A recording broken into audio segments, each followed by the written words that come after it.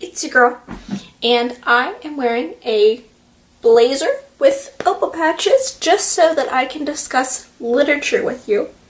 So the thesis of this video is that fan fiction is culturally ahead of other published fiction, and that one of the main reasons that it is it's not acknowledged for what it is because it is produced primarily by teenage girls.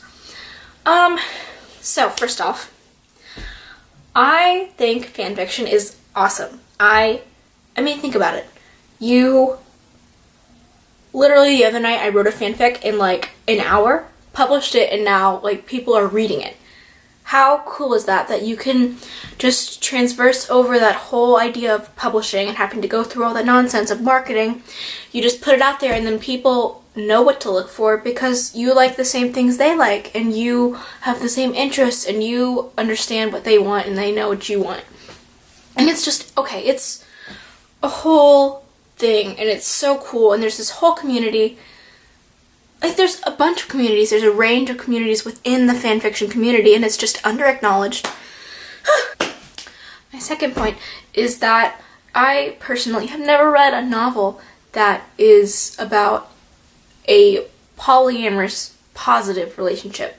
It's positively represented, it is treated as though it's a normal thing, it is a healthy and well-communicated relationship, and it's like a monogamous relationship that just happens to be between three people. I've never read any book about that, ever. And I don't want to toot my own horn, but I've read a lot of books. Another thing that I've read a lot is asexual people being in relationships, and they are loved and treated as a whole part of their relationship despite their lack of sexual attraction. That is another thing you don't see. Although I'm reading Tash Hart's Tolstoy right now, by the way, it's probably gonna be my new favorite book ever, but that is some really good representation right there. We see this sort of representation in fan fiction because everyone is writing it, because there are asexual people writing it, there are polyamorous people writing it, there are people who have not seen themselves represented in multimedia before on the big screen, on television, on cable, and they're doing it themselves. And I just think that's amazing. That is so cool that now we live in this world where pretty much everyone has the resources to just produce content and put it out there. I mean, look what I'm doing right now. We are so lucky to live in this time that we live in, despite all the other crappy things that are happening. It's just it's cool. It's really cool. Okay. So there's a couple books that I can think of off the top of my head that are fan fiction that have been published and are read as literature. For instance, 50 Shades of Grey, I've never read and have no interest in reading. Not that anyone who reads it is not any less than I am, but I just have no interest in reading it. Although it is, from what I understand, a piece of Twilight fanfiction. It has been published and is given its own laurels as a piece of literature.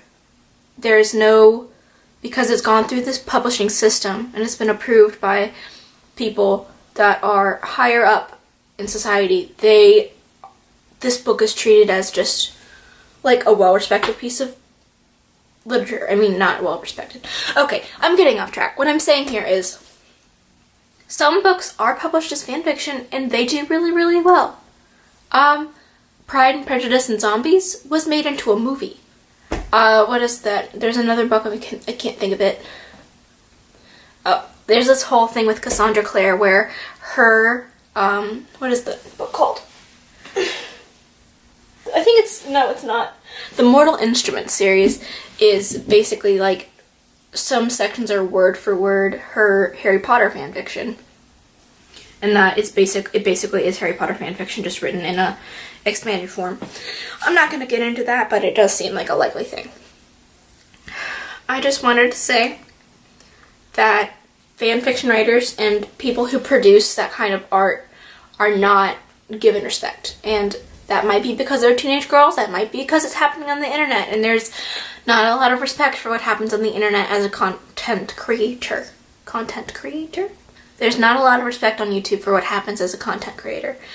So you are awesome. You are being creative and just making things because you love them and you are sharing them with the world. And that is so cool, and I'm proud of you, and I want you to keep doing that. Like, comment, and subscribe, and read some fan fiction, and I will see you later. Bye.